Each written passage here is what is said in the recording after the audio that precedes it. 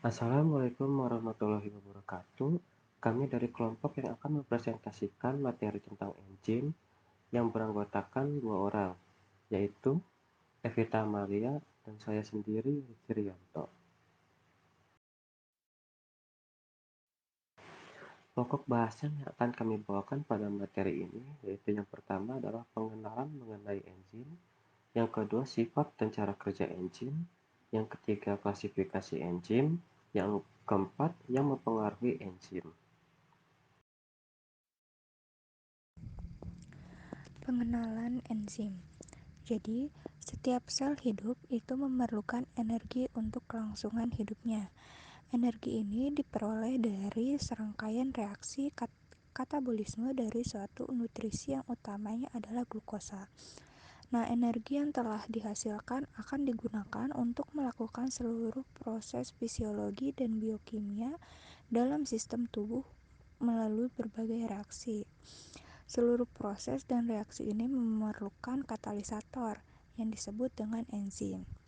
Jadi, pengertian enzim sendiri adalah zat yang dihasilkan oleh organisme hidup yang melakukan fungsi sebagai katalisator pada reaksi-reaksi biokimia.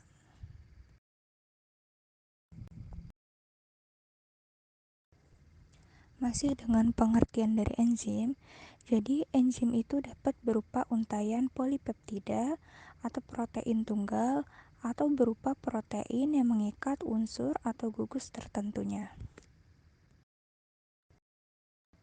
Slide selanjutnya adalah sifat dan cara kerja enzim. Enzim ini memiliki sifat sebagai berikut. Yang pertama, dapat menurunkan energi aktivasi dari suatu reaksi. Jadi, enzim ini memfasilitasi reaksi dengan menurunkan energi aktivasi yang diperlukan untuk memulai reaksi kimia, sehingga reaksi ini dapat berlangsung lebih cepat. Yang kedua, meningkatkan kecepatan reaksi. Nah, dengan menurunkan energi aktivasi, enzim ini dapat meningkatkan kecepatan reaksi kimia dalam tubuh, memungkinkannya untuk terjadi dalam waktu yang lebih singkat dibandingkan jika reaksi itu terjadi tanpa enzim. Yang ketiga, tidak habis atau berubah selama reaksi berlangsung. Jadi, enzim ini tidak dikonsumsi atau diubah secara permanen dalam reaksi kimia yang mereka katalis.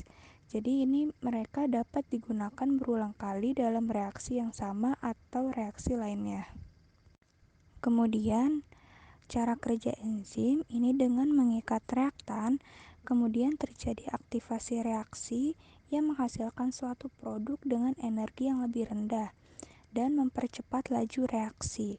Pada akhir reaksinya, enzim ini akan kembali seperti semula, seperti gambar yang telah ditunjukkan di samping, dan seperti rumus enzim plus A plus B dapat menghasilkan D plus enzim.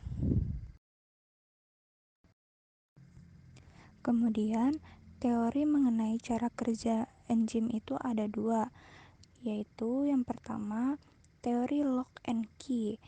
Teori ini mendasarkan pada kesesuaian bentuk antara enzim dan substrat sehingga memungkinkan untuk berikatan secara spesifik seperti gembok dan kunci.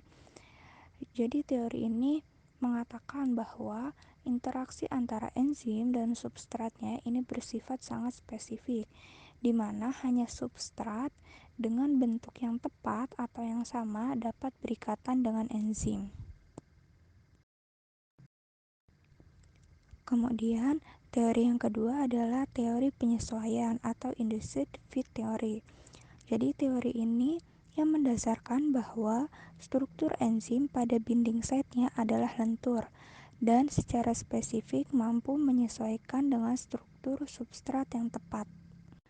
Jadi, ketika substrat mendekati enzim, enzim ini akan berubah bentuk agar lebih cocok dengan substratnya. Dengan kata lain, substrat ini mendorong enzim untuk beradaptasi dan menyesuaikan bentuknya agar lebih sesuai dengan substratnya. Hal ini menjelaskan interaksi antara enzim dan substratnya ini bersifat dinamis dan dapat menyesuaikan diri dengan berbagai jenis substratnya. Masuk ke materi klasifikasi enzim, yang pertama ada oksidoreduktase atau pembelian elektron secara oksidasi dan reduksi, di mana pada oksidasi akan mendapatkan O2, kehilangan hidrogen, dan kehilangan elektrokenegatifan. Sedangkan pada reduksi akan kehilangan O2, mendapatkan hidrogen, dan mendapatkan keelektronegatifan. Contohnya adalah enzim LDH. Enzim ini akan mengubah ikatan asam laktat dan NAD menjadi asam piruvat, NADH, dan hidrogen, di mana NAD direduksi menjadi NADH dan asam laktat dioksidasi menjadi asam piruvat. Yang kedua ada transferase atau perpindahan gugus fungsional, di mana gugus fungsional dari suatu molekul-molekul tertentu akan dipindahkan digabungkan menjadi satu kesatuan. Seperti pada gugus amino asid akan dipindahkan kepada gugus keto membuat keto asid, dan akan dipindahkan kembali ke alfa amino asid menjadi asam amino. Yang ketiga ada hidrolase atau reaksi hidrolisis. Pada reaksi ini, enzim akan bekerja dengan adanya bantuan dari H2O atau air yang akan menghidrolisis atau menghancurkan suatu molekul menjadi molekul yang lebih kecil. Contohnya ada lipase yang menghidrolisis lipid, peptidase, nuklease, dan fosfatase. Yang keempat ada ligase atau pemindahan gugus ke ikatan ganda atau sebaliknya. Pada ini sama seperti hidrolisis, tetapi enzim tidak membutuhkan air untuk bekerja. Untuk contoh enzimnya adalah ATP, di mana ATP dapat berubah menjadi ADP dan juga sebaliknya ADP dapat berubah menjadi ATP. Dan untuk yang kelima ada isomerase atau pemindahan gugus dalam satu molekul menghasilkan isomer. Pada ini biasanya enzim bekerja pada suatu molekul gula sederhana seperti merubah ketosa menjadi aldosa. Dan yang terakhir yaitu yang keenam ada ligase. Pembentukan ikatan C, C, Cs, dan Cn oleh reaksi kondensasi. Pada enzim ini, contohnya adalah DNA ligase. Enzim ini berguna untuk menyatukan rantai DNA menjadi satu. Yang mempengaruhi enzim itu ada 4. Yang pertama, temperatur dan pH. Jadi, pada umumnya, enzim ini memiliki aktivitas optimum pada temperatur 30-40 derajat Celcius dan pada pH 6,5 sampai 7,4. Pada temperatur yang rendah atau kurang dari 20 derajat Celcius, aktivitas enzim ini sangat rendah karena tidak cukup energi untuk melakukan reaksi. Sementara pada temperatur yang tinggi, enzim ini akan mengalami denaturasi atau perubahan konformasi sehingga menjadi tidak aktif. Yang kedua adalah konsentrasi substrat.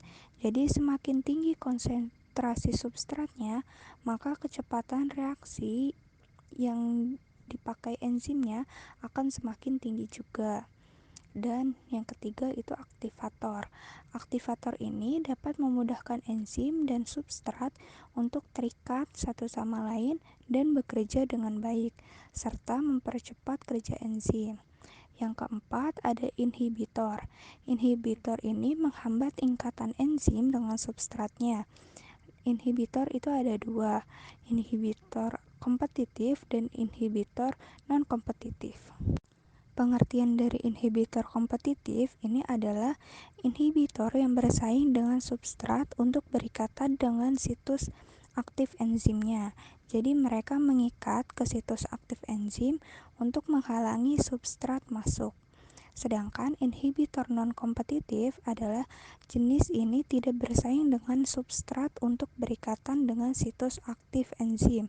Sebaliknya, inhibitor non-kompetitif ini mengikat ke lokasi lain pada enzim, mengubah bentuk enzimnya sehingga substrat tidak dapat berikatan dengan situs aktifnya. Terima kasih, sekian materi yang ingin kami sampaikan. Mohon maaf apabila banyak kesalahan ataupun kekeliruan yang kami sampaikan. Wassalamualaikum warahmatullahi wabarakatuh.